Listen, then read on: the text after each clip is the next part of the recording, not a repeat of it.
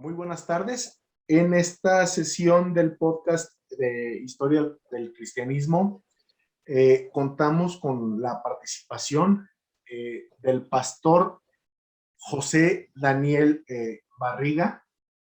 Él es pastor en Perú de la Iglesia Evangélica Reformada de Perú. Buenas noches, pastor. ¿Cómo está? Buenas noches, ¿cómo estás, Ubaldo? Muchas gracias por la invitación. Pues muchas gracias a usted. Siempre es un honor para mí pues que haya aceptado la invitación. La verdad es que he seguido sus publicaciones en su sitio de divulgación y me pareció muy interesante. Por eso es que estoy muy contento de que haya aceptado nuestra propuesta de colaboración, pastor. No sé si usted nos pudiera platicar o se pudiera presentar a usted mismo y darnos una pequeña reseña de quién es José Daniel Barriga. Bueno, tengo 37 años, soy pastor de la Iglesia Presbiteriana Huichanzao, aquí en la ciudad de Trujillo, Perú. Mi iglesia pertenece a la Iglesia Evangélica Presbiteriana del Perú, que es una iglesia que fue formada por misioneros de la Iglesia Libre de Escocia. Justamente este año, la congregación más antigua de la iglesia, que está en la ciudad de Cajamarca, va a celebrar 100 años de creada. Y bueno, yo estoy pastoreando ya desde el año 2018 como pastor ordenado por el presbiterio, pero vengo desarrollando actividades pastorales desde el año 2008, cuando era seminarista, y como encargado pastoral desde el año 2016, pero ya como pastor oficial ordenado desde marzo del año 2018. Muchas gracias, También pastor. he estudiado Derecho en la universidad y bueno, aquí a las órdenes de ustedes. Muchas gracias, pastor.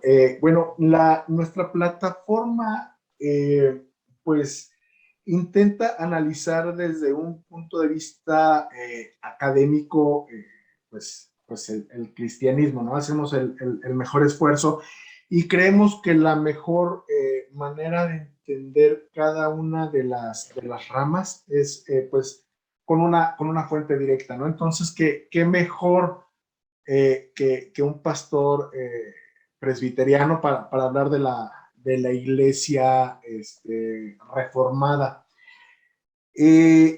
Pastor, ¿por qué se llama, por qué se denomina presbiteriana a la iglesia a la que usted pertenece? El término presbiteriano es por el modelo de gobierno que asume la iglesia. Es un modelo de gobierno que fue rescatado en la época de la Reforma, entre otros por Juan Calvino.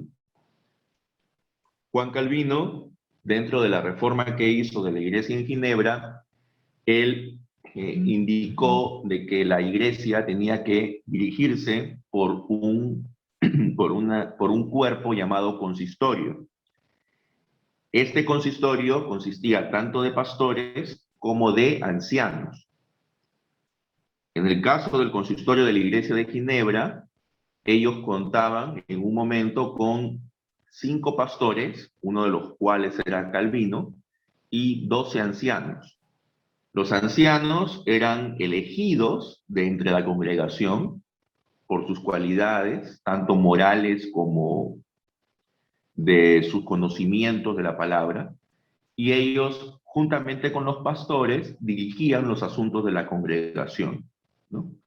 Pero los pastores eran los que se dedicaban a la enseñanza de las escrituras y a la predicación de la palabra.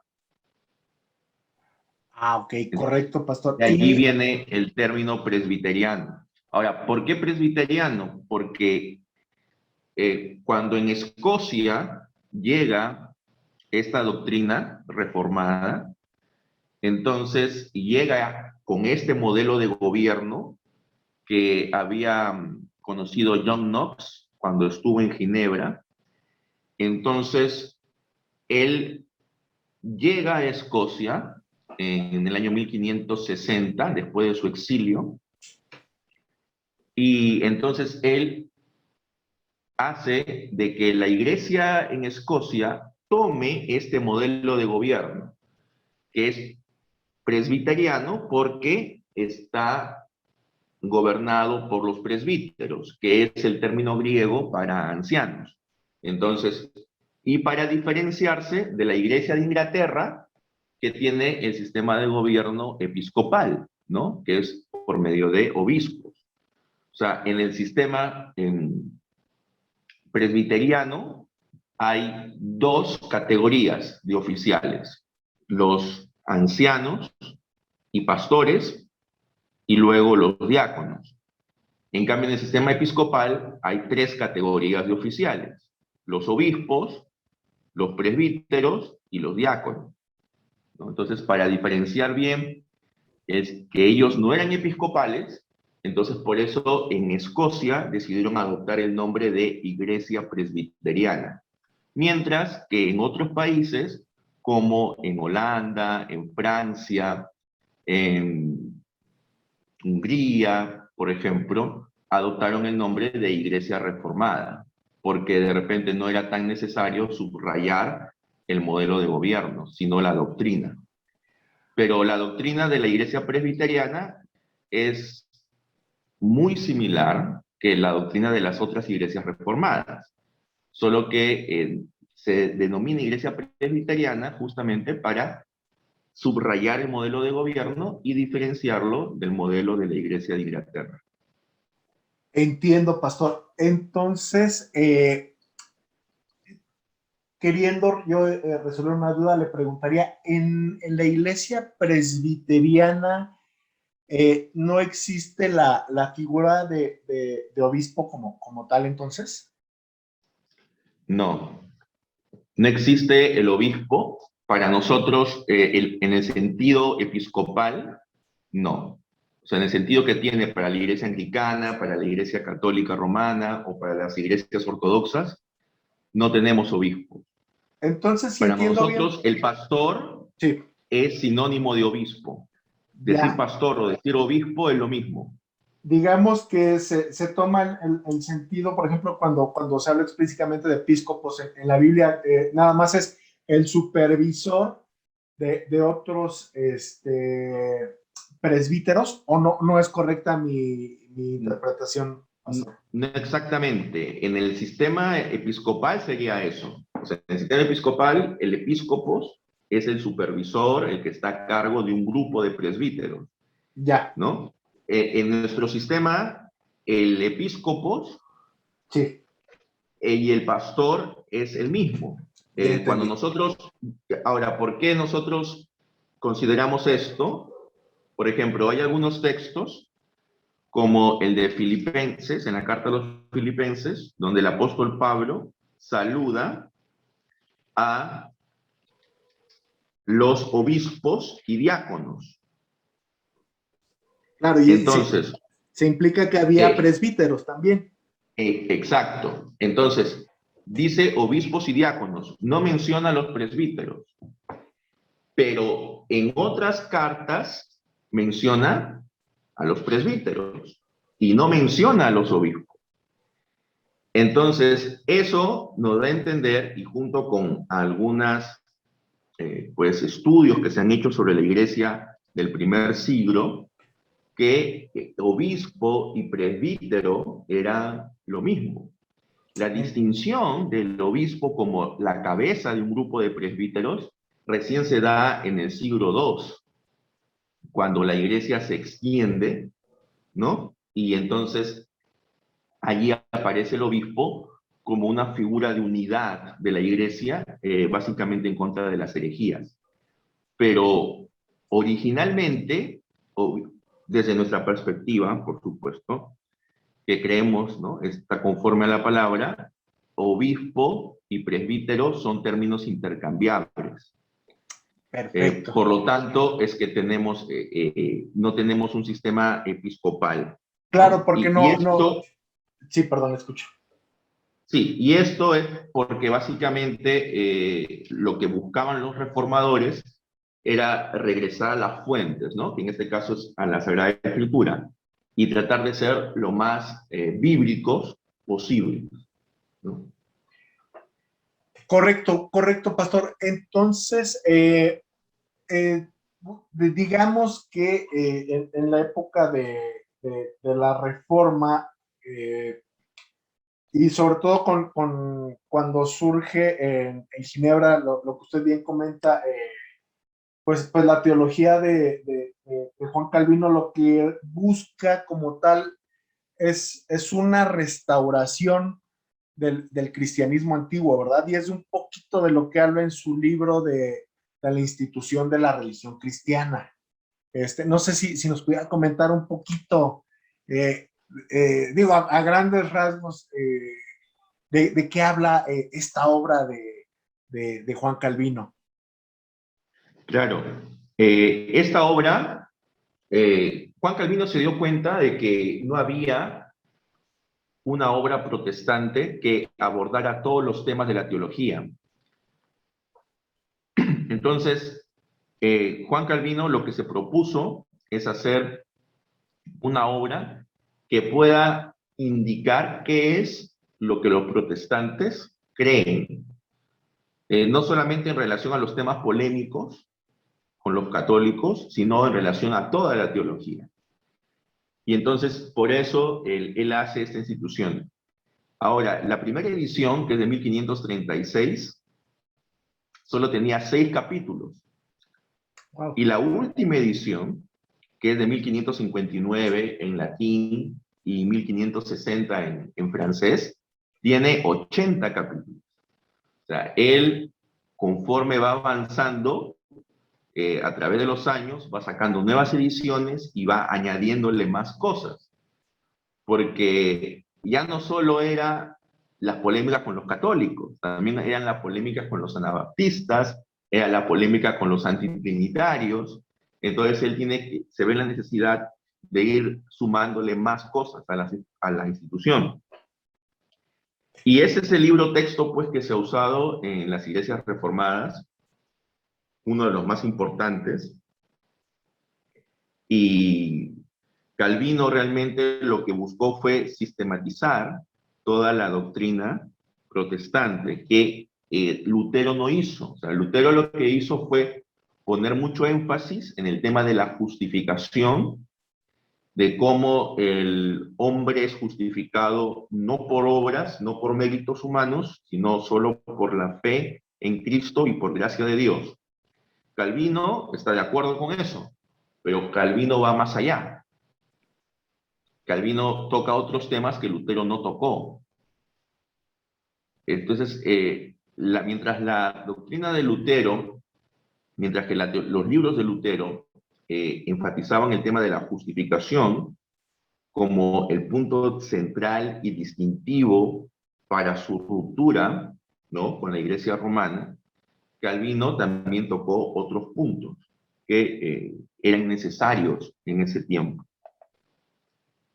Pastor, en este caso, cuando nos comenta que Calvino va más allá de Lutero en el tema de la doctrina de la sola fide, ¿estamos hablando en específico de la predestinación?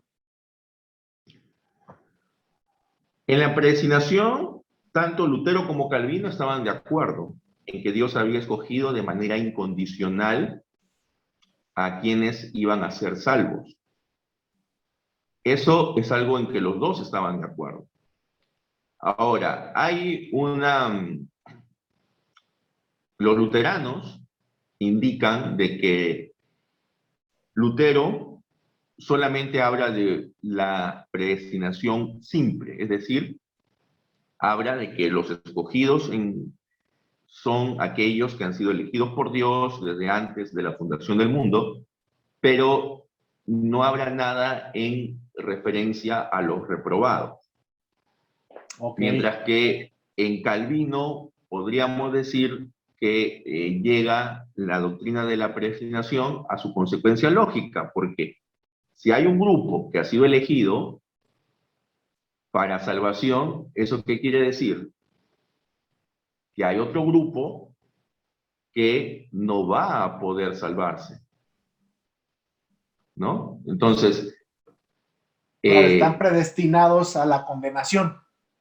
claro, estarían predestinados a la condenación, pero no estarían predestinados a la condenación en un sentido de que Dios quiera de manera activa que se condenen, sino en el sentido de que Dios permite simplemente que ellos pues vivan conforme a sus propios deseos, lejos de Dios, y al final pues ellos se condenarán. Pero definitivamente este grupo de personas, si no ha sido escogido por Dios para salvación, no van a poder llegar a tener fe, en una fe genuina en Cristo. Porque un punto principal es de que el hombre está incapacitado de manera natural para llegar a Dios de forma real. Puede acercarse a Dios por interés, como lo hacía la gente de los evangelios, ¿no? En los evangelios vemos que Cristo mismo dice, ustedes me siguen porque les he dado de comer, ¿no? Después de la alimentación milagrosa.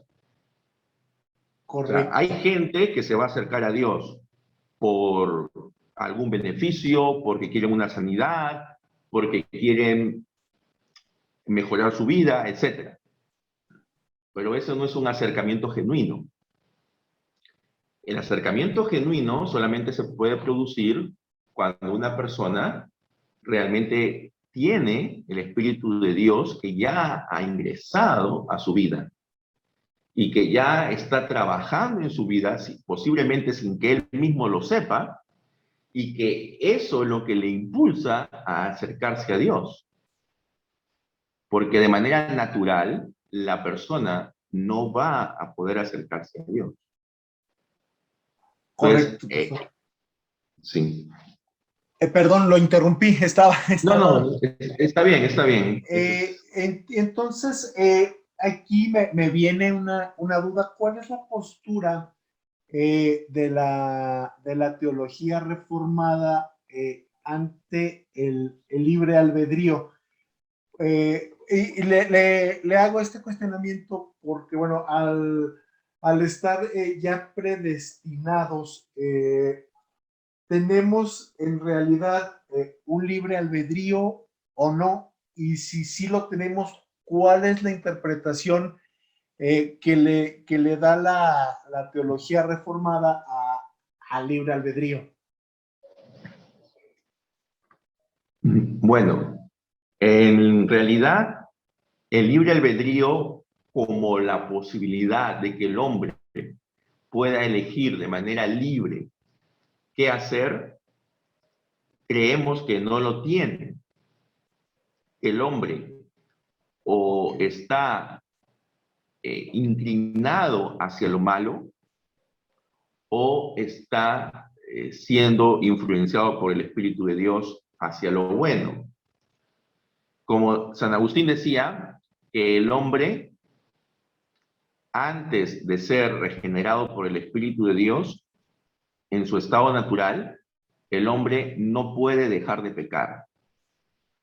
Es decir, que aun cuando se esfuerce, igual va a terminar pecando. Entonces, creemos de que la persona en sí realmente no tiene un libre albedrío, sino que está inclinada fundamentalmente hacia lo malo. Es cuando tiene el Espíritu de Dios que allí sí tiene libre albedrío y allí sí puede dejar de pecar. O sea, cuando tiene el Espíritu de Dios, allí sí puede escoger, digamos, ¿no? Pero cuando no lo tiene, siempre va a ir hacia lo malo, ¿no? o casi siempre va a ir Pastor, hacia lo malo. y si está el hombre inclinado hacia el mal, o sea, o en qué momento se le da la opción de llegar a este estado de gracia? ¿Es mediante la fe en Cristo? ¿O es más Dentro del complejo que orden eso? de la salvación, Sí. dentro del orden de la salvación, es la regeneración la que nos lleva a poner nuestra fe en Cristo. Entonces, ahora, ¿qué es la regeneración? Es cuando el Espíritu Santo ingresa, ¿no?, en nosotros. Ahora, ¿cuándo eso ocurre en los elegidos? Esa es una pregunta que ha sido de un largo debate, ¿no? Algunos, por ejemplo, nuestros hermanos luteranos, consideran que eso ocurre en el momento del bautismo. Nosotros consideramos que eso no necesariamente ocurre en el momento del bautismo, sino que en algún momento de la vida de la persona, de las personas que han sido elegidas por Dios, esas personas van a ser regeneradas. Y producto de esa regeneración, esa persona se va a tener el llamado. Es decir, va a escuchar la palabra de Dios y va a aceptar ese llamado, ¿no? Y por eso que nosotros hablamos de la gracia irresistible, ¿no? O sea, del llamamiento irresistible, que una vez que escuchamos el llamado, como ya tenemos el Espíritu, al final vamos a ir y vamos a tomar y aceptar ese llamado. Correcto. Aquellos que no tienen el Espíritu podrán resistir el llamado, ¿no? Porque al final el llamado es para todos. Porque cuando uno predica, uno no sabe, este será elegido, este no será, este habrá sido ya regenerado, este no lo sabemos. Eso solo lo sabe Dios. Entonces uno hace un llamamiento general para todos. Y son las personas que tienen el Espíritu de Dios, porque como dice la palabra de Dios, es el Espíritu el que te convence a ti de tu pecado y de la necesidad de venir a Cristo. No somos nosotros. Nosotros no contribuimos a nuestra salvación. Claro, es Nosotros completamente por siempre gracia, ¿no? es todo por gracia. De principio a fin, nuestra salvación es por gracia. Correcto, pastor. Digo, sobre este tema ya en algún momento había escuchado sobre la doctrina de la gracia irresistible. ¿Sí lo dijo bien? Sí, es la gracia irresistible. Sí. Y bueno, me llama mucho la atención, ¿no? Porque también dentro de la iglesia reformada se hace mucha referencia a los textos, además de las Sagradas Escrituras, a los textos de San Agustín, por ejemplo. En este caso, me gustaría preguntarle qué tan importante es los padres de la iglesia en la teología reformada. ¿Hasta qué punto se considera que son pues una buena guía o en un momento dejan de serlo? ¿Cuál es la postura de los reformados ante los padres de la iglesia? La teología reformada considera que los padres de la iglesia son una buena guía, sí, pero siempre que debe estar subordinada y contrastada con lo que dicen las escrituras. El autor más citado en las instituciones de Calvino es San Agustín. Se decía que Calvino podía citar a varios padres, incluyendo a San Agustín, de memoria en las disputas que tenían. La Reforma nunca echó por tierra a los padres. Aquí hay que ser claros también. Lo que ocurrió en 1517 con Lutero y que luego fue seguido por Calvino, Bucer y otros reformadores, fue, como su mismo nombre lo llama, una reforma. Lo que ellos buscaban no era una revolución. Ellos no querían tirarse abajo 1500 años de doctrina. Lo que ellos querían es reformar la iglesia de lo que ellos consideraban que era una serie de supersticiones y de añadidos, tanto en doctrina como en práctica, que habían aparecido, digamos, a partir del siglo V o VI. Entonces, ellos buscaban reformar la iglesia, no querían realmente formar una nueva iglesia. Calvino, en una conversación con el cardenal Sadoleto, les dice, si ustedes, con la iglesia católica, ustedes se amoldan a lo que dicen las escrituras, nosotros no tendríamos ningún problema en tener comunión con ustedes. O sea, no es de que nosotros querramos formar una iglesia de la nada, o que la iglesia reformada nació, digamos, en el siglo XVI, y del siglo I se dio un salto con garrocha hasta el siglo XVI.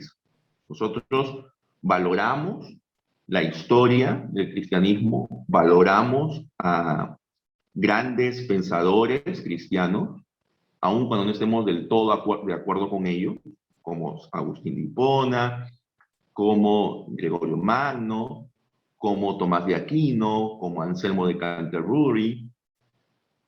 Todos ellos forman parte de la historia de la iglesia. Entonces, esa es la diferencia entre nosotros como una iglesia reformada y las iglesias, pues, que nacen después, ¿no? Que normalmente ellos sí, ¿no? Ellos se pasan del siglo I al siglo XVI, ¿no? Y a veces ni siquiera al siglo XVI, sino más adelante. Entonces, claro, esa es nuestra distinción. Nosotros valoramos mucho a los padres y creemos que ellos son muy buenos porque ¿qué es más probable que haya una buena interpretación de la palabra sino de aquellos que estuvieron más cerca en el tiempo y en el contexto cultural, ¿no? Nosotros no pretendemos inventar la rueda, o sea, creemos de que han habido a lo largo de 2000 años personas que han hecho un buen estudio de la palabra de Dios y podemos servirnos de eso. Como alguien dijo, nosotros estamos parados sobre los hombros de gigantes, ¿no?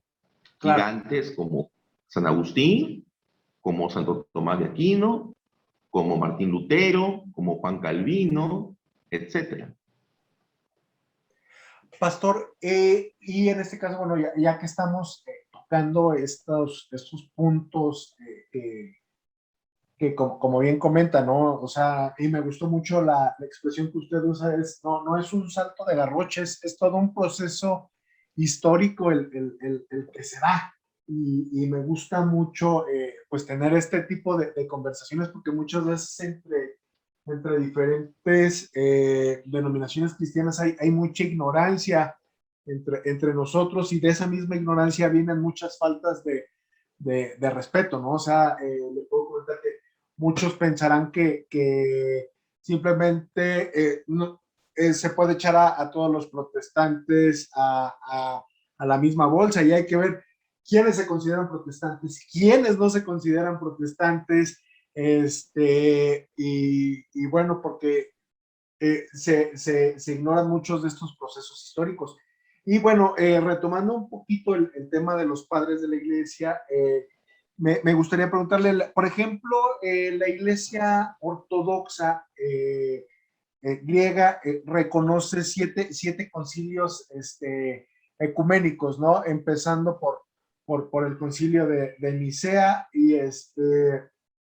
y bueno, vamos yendo en este devenir histórico, como usted comenta, ¿no? La iglesia presbiteriana considera válidos estos 7 concilios que considera válidos también la iglesia ortodoxa griega.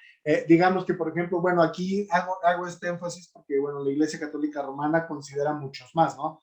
Pero los más reconocidos por la mayoría son los 7 primeros. ¿Cuál es la postura de ustedes los presbiterianos ante estos concilios? Bueno, nosotros normalmente nos referimos a los 4 primeros concilios. ¿Por qué? Porque son los concilios en los cuales se definieron las verdades trinitarias y cristológicas, ¿no? Nicea, Constantinopla I, Éfeso y Calcedonia.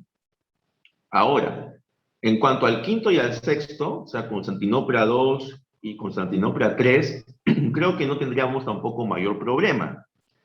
Sí tendríamos un problema con Nicea II, que es el séptimo, porque, bueno, nosotros consideramos que no deberían haber imágenes de la divinidad. Claro, y digo, para poner en contexto a la audiencia, precisamente en el séptimo concilio que tuvo la iglesia en ese momento fue para resolver la controversia de los iconoclastas, que rechazaban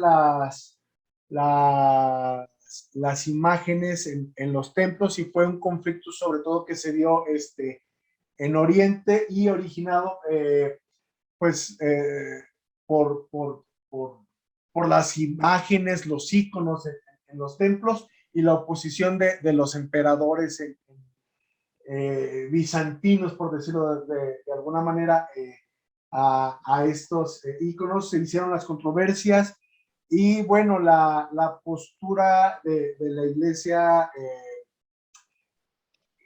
católica ortodoxa, porque digamos que fue antes del cisma, fue a favor de la conservación de los íconos en los templos. En este caso, la iglesia presbiteriana no. ¿Cuál es la postura ante los íconos de la iglesia presbiteriana, y cuál sería la diferencia, por ejemplo, con otros protestantes? Bueno, la diferencia es de que nosotros no tenemos imágenes de ninguna de las personas de la divinidad. Es decir, ni del Padre, ni del Hijo, ni del Espíritu Santo. Bueno, obviamente del Padre sería pues imposible que hayan imágenes, ¿no? Pero del Hijo, ¿no? Sí vemos, por ejemplo, que en las iglesias católicas, en las iglesias ortodoxas y también en las iglesias luteranas y en las iglesias anglicanas hay imágenes del Hijo, ¿no? Ya sea a través de cuadros o de estatuas. Nosotros consideramos, ¿no?, que las imágenes no son un medio lícito para retratar la persona de Cristo y que podrían llevar a una cierta idolatría, es decir, que la persona piense que la imagen en sí misma, es decir, ese pedazo de yeso o de madera, tiene algún tipo de poder. Ahora, yo sé que esa no es la teología oficial de la Iglesia Católica ni de la Iglesia Ortodoxa, pero en la práctica hay algunas personas que tienen esta idea, ¿no? O tienen la idea de que el orar frente a la imagen de alguna manera los acerca más a Dios. Entonces nosotros, para evitar todo este tipo de situaciones, preferimos evitar cualquier tipo de imágenes en nuestros santuarios y de las imágenes de la divinidad en general. Es decir, podemos tener imágenes de otros personajes de la Biblia, sí. Normalmente no las tenemos en nuestro santuario, pero sí las podemos tener, por ejemplo, en libros, en folletos, que damos a los niños, por ejemplo, ¿no? En las escuelas dominicales. Pero con la imagen de Jesús, siempre nosotros hemos tenido ese cuidado, ¿no? De no representar su imagen, para que no se nos cree la imagen, una imagen errónea de Jesús, porque obviamente cualquier imagen que se haga de Jesús va a ser inexacta, porque no tenemos un retrato de él. Entonces, queremos evitar eso, ¿no? Aunque reconozco que actualmente muchas de las iglesias presbiterianas y reformadas han abandonado este principio y en su literatura sí ponen imágenes de Jesús, pero la doctrina reformada histórica, digamos, está en contra de eso. Correcto, pastor. En este caso, por ejemplo, se rechaza la imagen y sáquenme de mi error. En algunos vitrales de algunas iglesias reformadas hay imágenes de personajes, ¿no? Incluso hay imágenes de Calvino en vitrales de iglesias reformadas. ¿Estoy en lo correcto o estoy errando completamente?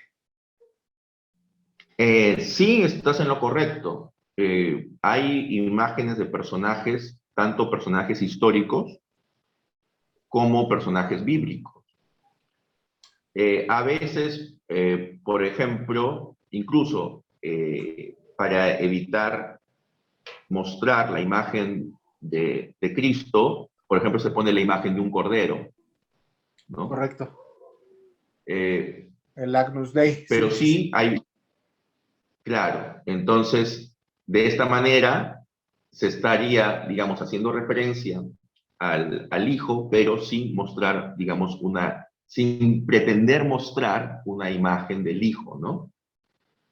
Ahora, esto ocurre mayormente en las iglesias, pues, de Europa y Norteamérica, que son iglesias que tienen una infraestructura que viene desde la Edad Media en algunos casos, porque hay que recordar que, por ejemplo, en Escocia y en los Países Bajos, como la iglesia reformada es la iglesia oficial del país, entonces las catedrales pasaron bajo la administración de la iglesia.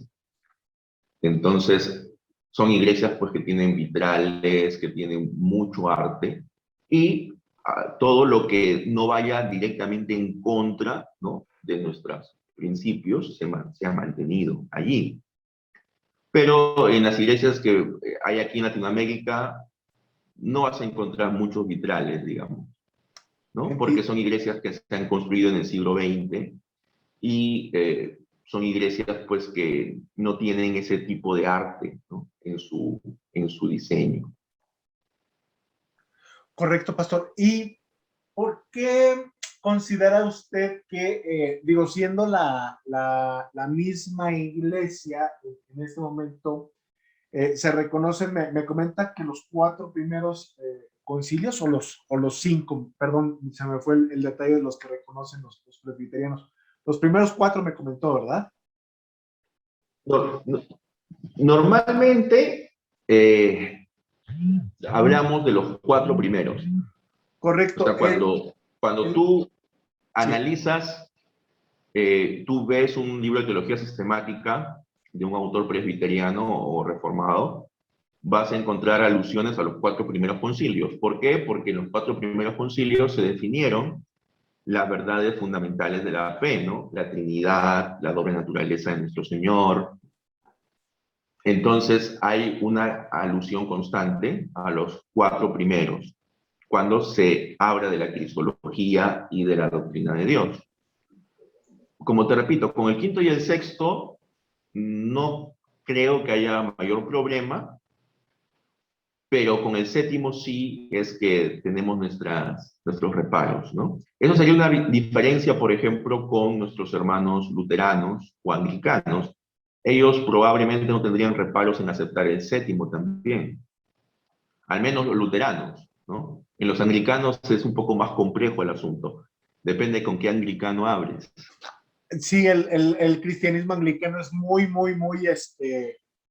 diverso. Me cuesta de repente un poco de Hay trabajo anglicanos entenderlo. que son muy similares a nosotros en teología, y la única diferencia con nosotros es en su liturgia y en su sistema de gobierno. Luego, en su teología es prácticamente la misma que la nuestra.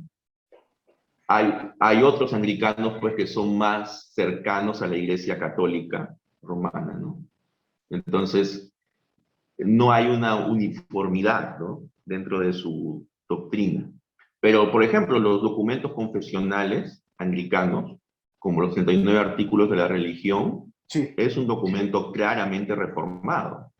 es lo que le iba a Y comentar, que se ve completamente la teología reformada en los 39 de la iglesia anglicana. Entonces, y como usted comenta, ¿no? El contexto en que se da, cómo llega la teología de Calvino a Inglaterra y cómo se va permeando en la iglesia de Inglaterra, pues también es un proceso muy interesante porque no es algo estático. Es bien interesante todo este proceso. Perdón que lo interrumpí, pastor. una, sí, sí, una de las desgracias del siglo XVI fue que no hubo una reunión entre Calvino y el arzobispo Cranmer. Calvino y Cranmer se cartearon.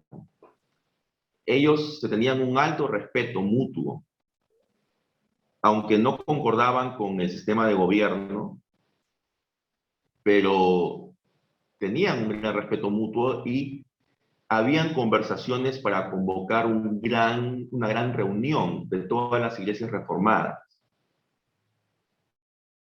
Porque en esa época la iglesia de Inglaterra se consideraba una iglesia reformada, en ese momento.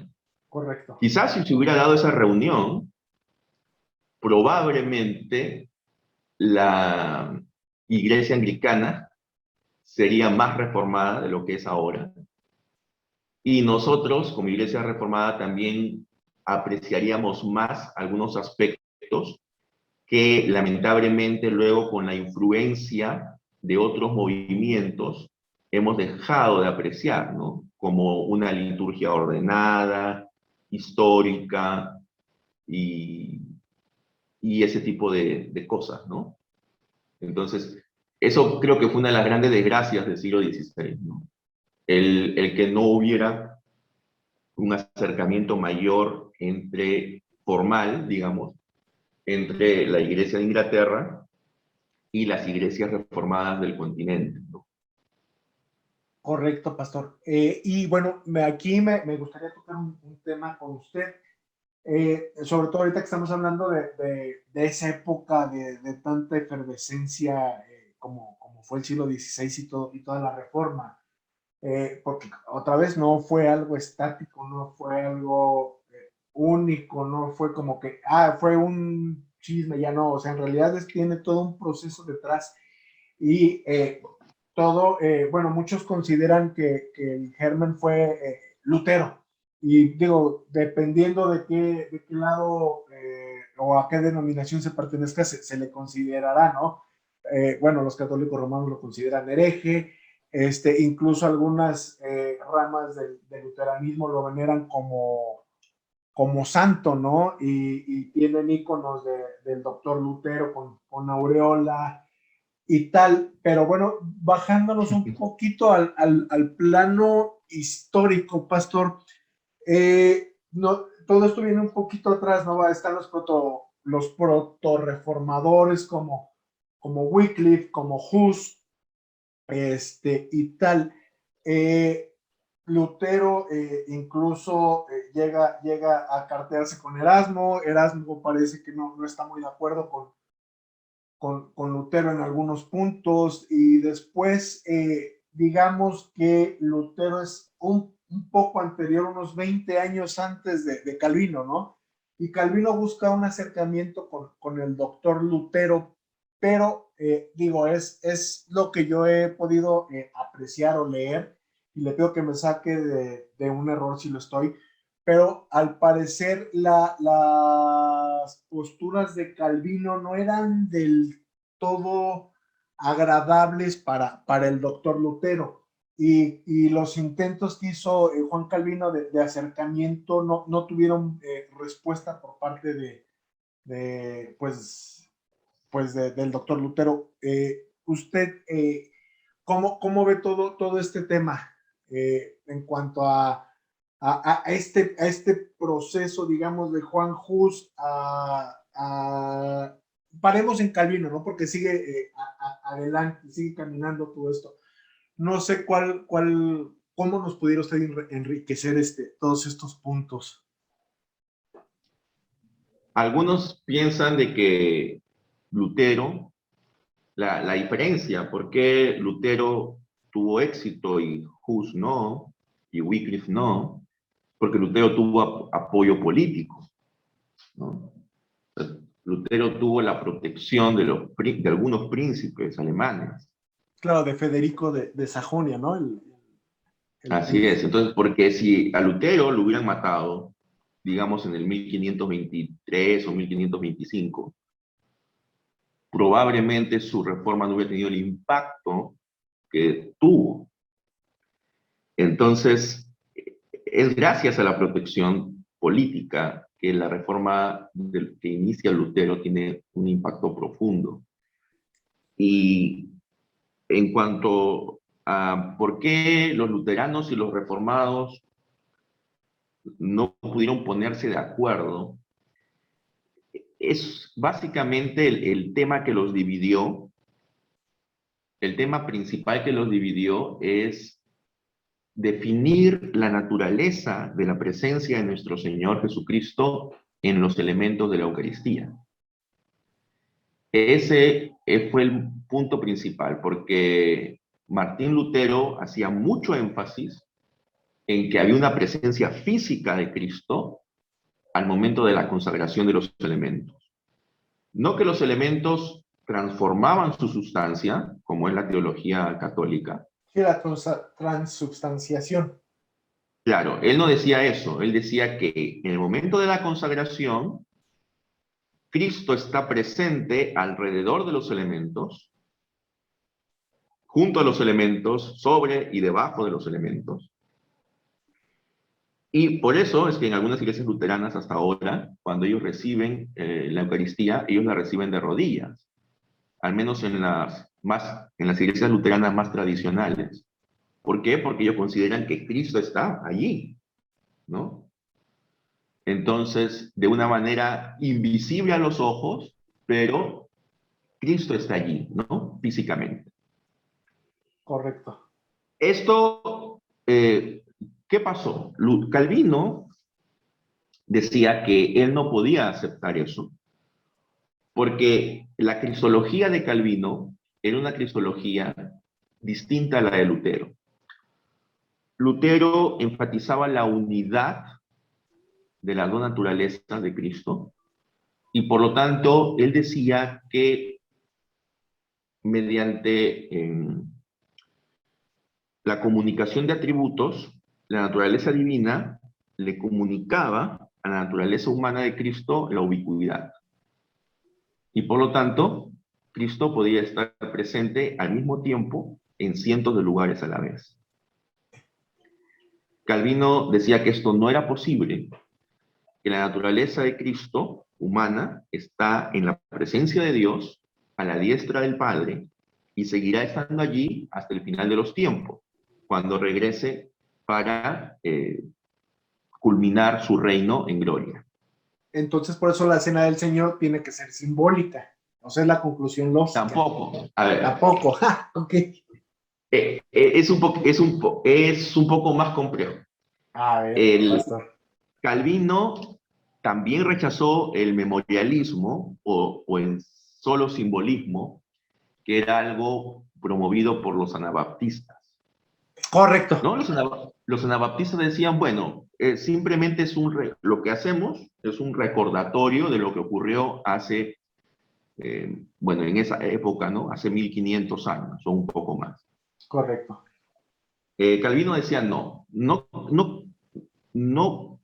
puedo aceptar de que Cristo está físicamente presente. Pero sí creo que está presente, dice Calvino. No de una manera física, pero de una manera espiritual. Ya. Que no por ser espiritual Es simbólico. es simbólico, Claro. porque para nosotros el sacramento es un medio de gracia. Es algo que Dios nos da y que nos fortalece espiritualmente. Es un alimento espiritual. Y de manera metafórica, o sea, no quiero que se malinterprete, es como si nosotros, o sea, en la visión del Lutero, Cristo baja al momento de la consagración de los elementos. En la visión calvinista, metafóricamente, es como si nosotros subiéramos a la presencia de Cristo. Es un momento de íntima comunión con Cristo y es un momento de alimento espiritual. Entonces, esa es la posición reformada en cuanto a la Cena del Señor. Es más que un simbolismo, hay una presencia de Cristo, pero no es una presencia local, física. Y entonces, obviamente Lutero no podía aceptar eso. Él decía, ¿es física o no es? ¿No? Entonces, eso fue lo que separó. distanció a los luteranos de los reformados, ¿no? Y por supuesto, los luteranos nos dicen que nosotros realmente somos casi como los anabaptistas en ese punto, ¿no? Pero no es así. Nosotros también nos diferenciamos de los anabaptistas y por eso es que la doctrina reformada considera de que los sacramentos son un medio de gracia, no es algo que nosotros hacemos en última instancia, sino es algo que Dios nos provee, ¿no? Por medio, ¿no?, de la iglesia, por medio de sus ministros. Es gracia de Dios hacia nosotros, tanto el bautismo como la cena del Señor. Es otra de las razones por las cuales la Iglesia Reformada mantiene el bautismo infantil. Porque en las iglesias, porque en las iglesias que rechazan el bautismo infantil, ellos ven el bautismo más como un testimonio de la persona. Sí. Como un testimonio de su conversión. O sea, es algo que la persona hace. En cambio, para nosotros, el bautismo es gracia de Dios, es un medio de gracia. Entonces, no, es algo, y qué mejor ejemplo de algo que la persona simplemente recibe por gracia, que el bautismo infantil, que un niñito que no sabe qué está haciendo allí, pero que Dios, en su infinita misericordia, decidió que nazca dentro de una familia donde hay por lo menos un padre cristiano, y que ese padre cristiano hace que ese niño ingrese dentro de la familia de Dios. O sea, eso es gracia. Correcto, pastor. Correcto, es muy, muy clara su explicación. Le agradezco muchísimo todos estos puntos porque digo, esa es gran parte de las diferencias que llegamos a tener, ¿no? Con diferentes personas, simplemente por no entender realmente qué es lo que creen. Dentro de este tema de la reforma, bueno, ya vimos, usted nos acaba de explicar muy bien el factor de distanciamiento entre Lutero y Calvino, ¿no? Donde, bueno, una disputa similar fue lo que distanció a Lutero de Zwinglio, ¿no? En Marburgo. Entonces, ¿qué sería en este caso lo que sería similar y qué sería diferente entre Calvino y Zwinglio, pastor? ¿O son afines las teologías de los dos reformadores? En cuanto a la cena del Señor, En o general, en pastor, general. en general, si nos pudiera explicar un poquito, pues, la diferencia entre estos dos reformadores, entre Zwinglio y Calvino. Ya. Bueno, Zwinglio, él tuvo bastante influencia en la zona este, digamos, de Suiza, en los cantones que hablaban alemán, ¿no? Sí, Mientras que Calvino tuvo la influencia en la parte oeste, en los cantones que hablaban francés, correcto. que hablan francés hasta ahora, ¿no? Entonces, y hasta el día de hoy, por ejemplo, en Suiza hay esa diferencia, ¿no? Por ejemplo, las iglesias del lado alemán, ellos no se consideran calvinistas, o sea, sino reformadas, porque ellos consideran que su herencia viene más del lado swingliano que calvinista. Bueno, Zwinglio decía de que los sacramentos son señales o ceremonias mediante los cuales uno muestra a la iglesia que o bien es o bien pretende ser un soldado de Cristo y que por lo tanto le informa a la iglesia de su fe. Entonces, en Zwinglio, muchos han dicho que Zwinglio era un memorialista nada más, o sea, igual que los anabaptistas. Correcto. Pero en realidad, Zwinglio iba un poco más allá del memorialismo. Él no era un memorialista puro, digamos. Digamos que él no llegaba al punto de Calvino de hablar de una presencia real, espiritual, pero él decía que el sacramento era una manera como la persona informaba a la iglesia de su fe, que era una señal de confirmación de su fe, y que de esa manera, él de alguna manera, pues estaba siendo nutrido también, ¿no? En su fe.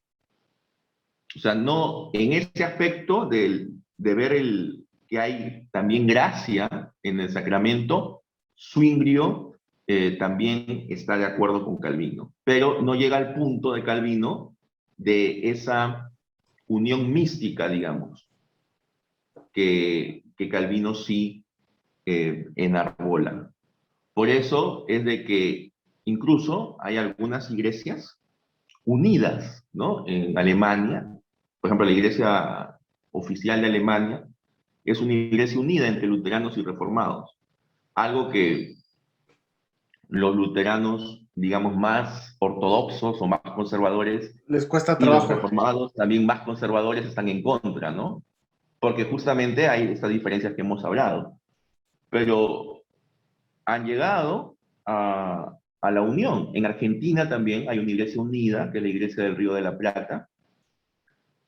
Entonces, ¿por qué? Porque la visión calvinista con la visión luterana, digamos, creen que hay una presencia de Cristo. La diferencia está entre si es real física o real espiritual. Ahora, Zwinglio también, él fue bastante radical en el punto de reformar la liturgia, a diferencia de Lutero, ¿no? Lutero solamente quitó las ceremonias y los rituales que él consideraba iban en contra de lo que decían las escrituras, ¿no? En cambio, Zwinglio fue más allá. Zwinglio dijo que solamente en el culto a Dios debería estar lo que está expresamente señalado en las escrituras. Por eso es que Zwinglio votó el órgano de la iglesia de Zúrich, porque él decía que en el Nuevo Testamento no había evidencia de que la adoración a Dios tenía que ser con música.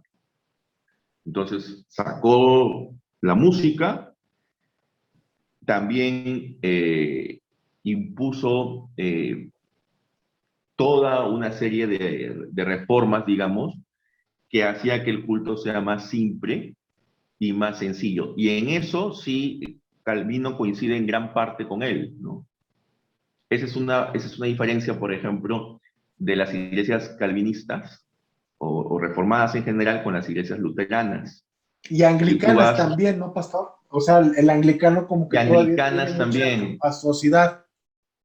pero en las anglicanas nuevamente, depende qué tipo de anglicana, porque Claro, las low churches, anglicanas high churches. de Low Church digamos, mi iglesia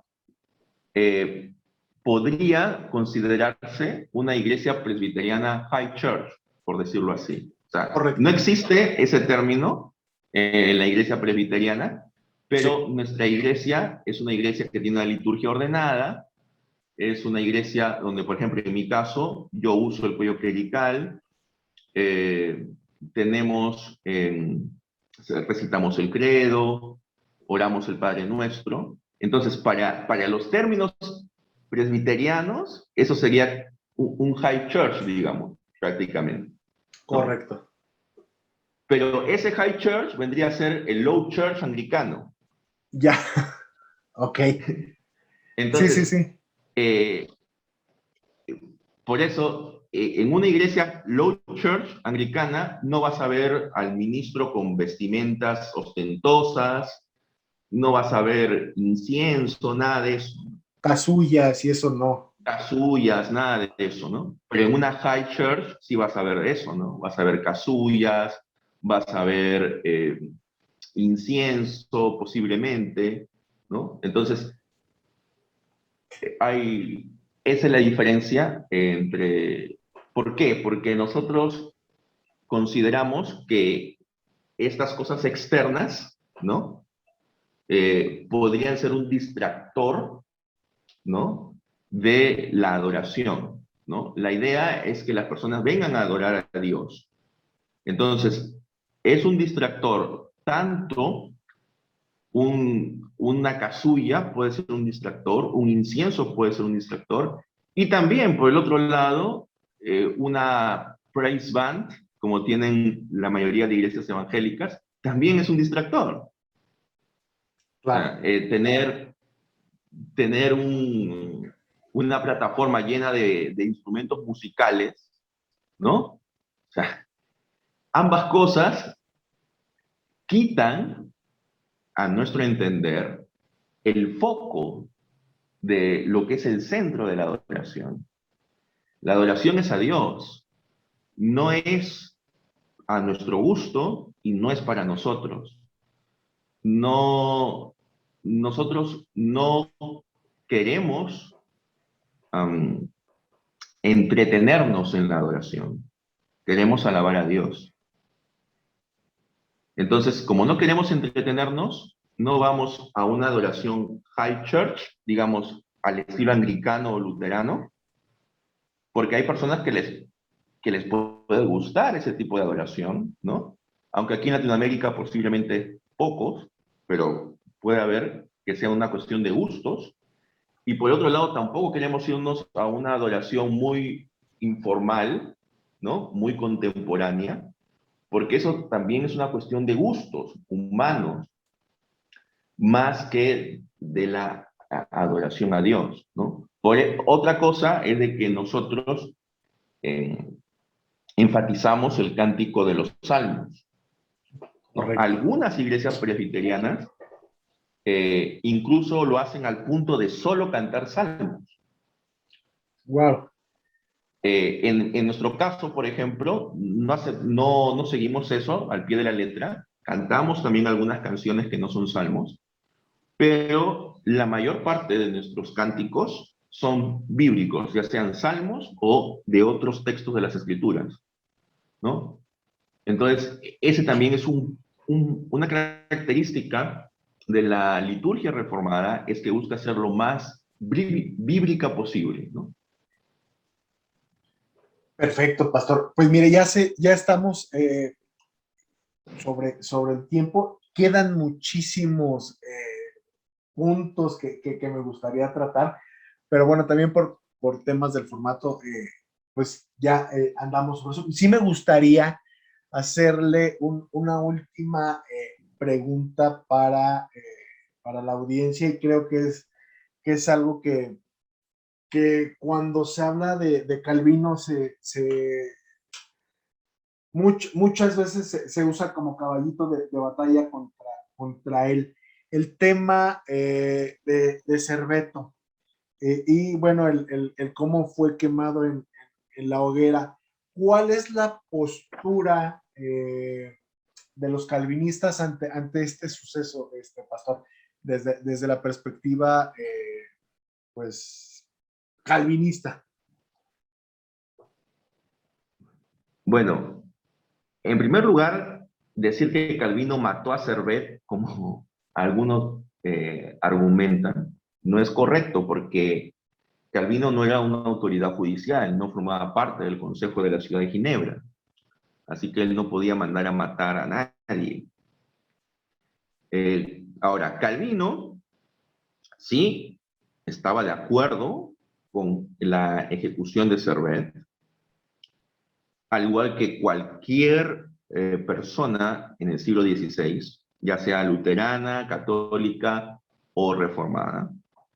Melanchthon le escribe una carta a Calvino, donde él le dice que sus magistrados, por los magistrados de Ginebra, han actuado con toda corrección. Han matado a una persona culpable de blasfemia. Recordemos que Servet llega a Ginebra huyendo de Francia. En Francia ya lo habían condenado a muerte. Los ¿Quién lo había católicos. condenado? Ah, ok, la Iglesia Católica Romana. A través de la Inquisición, la Iglesia Católica Romana lo había condenado a muerte a Servet. Entonces Servet huye de Francia y en esa huida pasa por Ginebra. Y se le ocurre pues ir a escuchar a Calvino. No sabemos si lo reconocieron allí o en otro lugar. El asunto es que lo reconocieron y lo atraparon. ¿Y qué fue lo que ocurrió? El Consejo de la Ciudad, aplicando las leyes en esa época de blasfemia, que consideraban que una persona que negaba la Trinidad era un blasfemo y que por lo tanto merecía la pena de muerte. Ese fue el Ahora, delito nosotros, de Serveto, que negó la Trinidad. así es. Ahora, hay mucha gente que dice, pero ¿cómo es posible si tenemos libertad de conciencia, etcétera? Pero recordemos que estamos en el siglo XVI y no podemos juzgar un acto del siglo XVI con los valores del siglo XX o del siglo XXI. Entonces, en el siglo XVI, eso era común. O sea, si no hubiera ocurrido en Ginebra, hubiera ocurrido en otro estado católico o luterano. Y bueno, Calvino, él pidió que lo decapitaran para que de esta manera pues sea una muerte No indolora. sufriera. Ok. Así es. O sea, Calvino no es que él se gozó con la muerte de Servet, ¿no? Al contrario, él pidió que lo decapitaran y no que lo quemaran en la hoguera.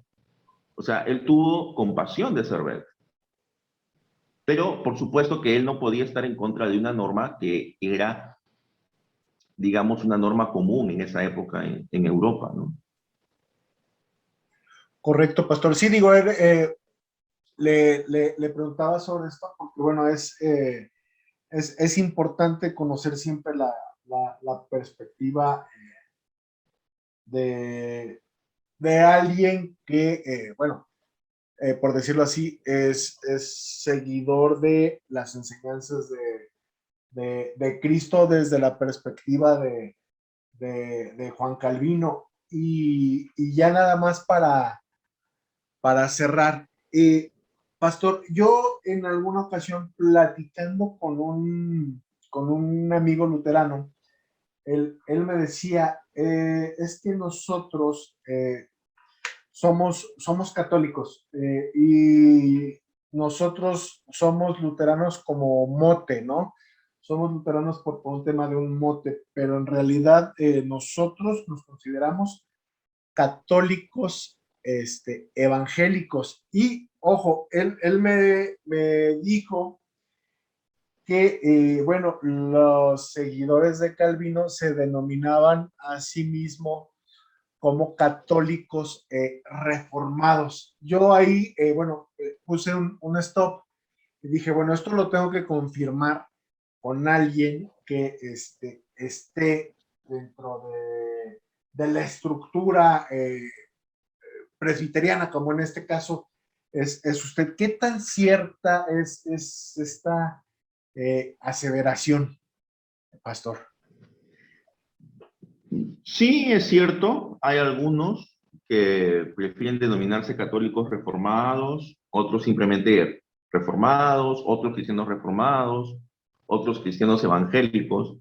Lo que pasa es que el término evangélico, pues, en sus orígenes era bueno, pero ahora en Latinoamérica decir evangélico es casi sinónimo de decir pentecostal, ¿no? Correcto. Entonces, a veces por eso es de que algunos hermanos no prefieren no decir que son evangélicos, sino que son presbiterianos o reformados o católicos reformados.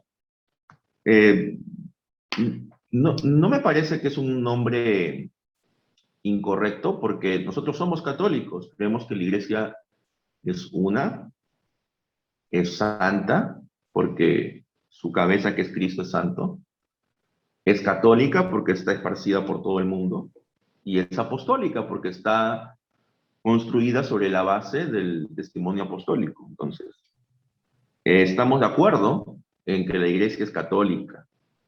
La diferencia es que no somos romanos, o sea, no creemos que el obispo de Roma tenga autoridad sobre toda la iglesia, ¿no? Esa es una de nuestras diferencias con la iglesia católica romana.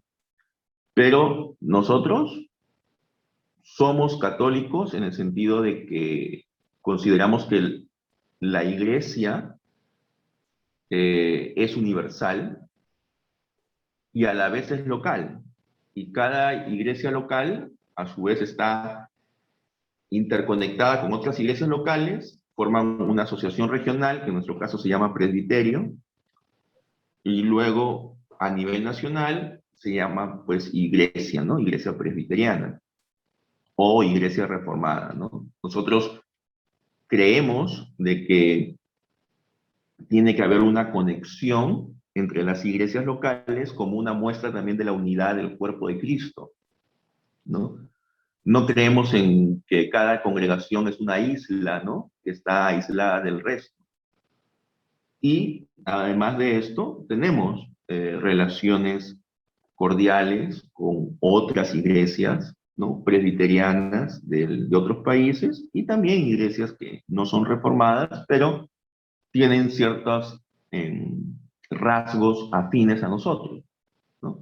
Entonces, nosotros podemos ser, sí, católicos reformados, porque nuestra idea es siempre reformar la Iglesia católica. Esa fue la idea de Calvino, esa fue la idea de los reformadores. No fue tirar todo abajo, eh, como se dice, a veces hay un dicho, ¿no? Que dice que a veces por tirar el agua sucia de la tina, tiras al bebé junto con el agua sucia. Nosotros quisimos tirar el agua sucia nada más, no al Correcto, bebé. pastor. Correcto, entonces, y digo, de hecho la palabra reforma quiere decir simplemente regresar a la forma, o sea, regresar al origen, ¿no? Y es, A los orígenes, así es, a las fuentes. Uno de los gritos de batalla de los reformadores fue ad fontes, a las fuentes, porque ellos eran humanistas. Calvino, el primer libro que saca es un comentario de Séneca. Los reformadores, ellos eran apasionados por regresar a las fuentes, por estudiar las escrituras en el griego y en el hebreo, en sus idiomas originales, en tratar de descifrar la palabra de Dios, no en base a lo que dijera tal o cual teólogo medieval, sino en base a lo que dijera la misma palabra de Dios. Y eso era lo que se había perdido un poco en la Edad Media. Ya muchas personas no iban a la palabra de Dios o no iban a los primeros padres, sino simplemente agarraban un comentario, digamos, de Pedro Lombardo, por citar un ejemplo, y sí, entonces con eso es suficiente, pero no iban a las fuentes. correcto. Entonces, el grito de batalla de la Reforma fue a las fuentes. A las fuentes, interesantísimo, pastor. Pues le agradezco muchísimo el que nos haya aceptado la invitación. La verdad, para mí fue súper edificante el ejercicio. La verdad, he aprendido muchísimo de su proyecto de divulgación por el cual nos contactamos. Y bueno, creo que no me queda más que agradecerle y pues esperar que si se da en alguna otra oportunidad pudiéramos tocar otros temas sobre, sobre la postura que ustedes tienen respecto a diferentes temas, Pastor. Bien, estamos siempre a las órdenes. Más bien, gracias a ti por la invitación y justamente en la página publiqué una publicación de ustedes, ¿no? Sobre la Así Cena del es. Señor en la tradición reformada. Y qué bueno que haya una página como la de ustedes, donde veo que publican hermanos de distintas confesiones cristianas y que se hace con respeto y que lo que se busca es aumentar los conocimientos, porque veo que hay mucho desconocimiento, ¿no?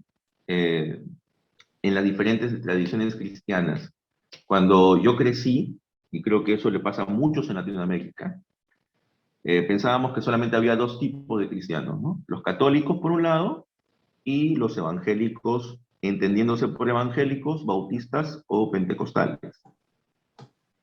Correcto. Eh, Luego, cuando uno va creciendo y va conociendo a la iglesia reformada, la iglesia luterana, la iglesia anglicana, entonces como que se te expanden los horizontes, ¿no? Totalmente, totalmente, Y, Pastor. y qué bueno que tu página esté ayudando para eso también. Y ese es uno de los objetivos de mi página también. Por eso es que hay mucha gente que me dice, oye, tu página me gusta porque trata de temas que las otras páginas reformadas no tratan.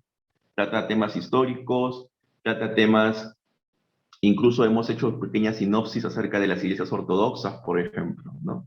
Como un tema, no porque estemos de acuerdo con lo que ellos creen, pero sí para que la gente aquí en Latinoamérica conozca de eso, porque esos temas son aquí prácticamente exóticos, ¿no? Así es, Entonces, Pastor.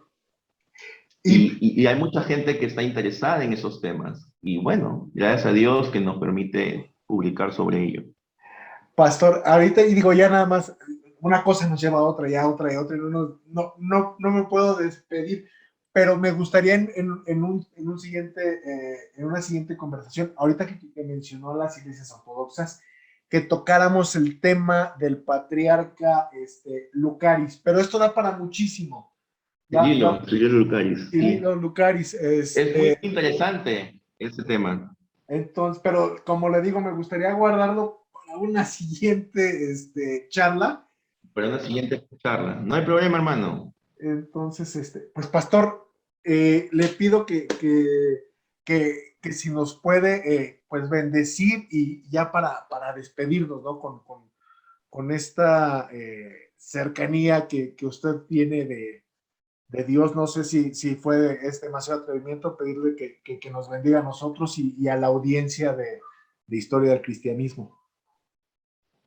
Bien, vamos a dirigirnos a Dios en oración. Oh Padre Celestial, gracias te doy por la oportunidad que nos has dado de comentar de estos temas que son importantes para que tu pueblo conozca de su historia, para que tu pueblo que durante 2000 años ha estado peregrinando en esta tierra pueda saber sus raíces y pueda dar gloria a ti por todas las grandezas que has hecho en medio de ellos. Oh Padre, gracias te doy por el ministerio, por la página de Ubaldo. Gracias te doy, oh Padre, por lo que nos permites hacer también en nuestra página del Reformado Tradicional. Y, oh Señor, que esto siga creciendo para tu gloria y honra. Y en el nombre de Cristo Jesús, te pido que derrames bendiciones sobre cada persona que está escuchando este audio. Amén. Amén, pastor. Pues muchas gracias. estaremos en contacto y que Dios los bendiga a todos. Hasta luego. Hasta luego, gracias.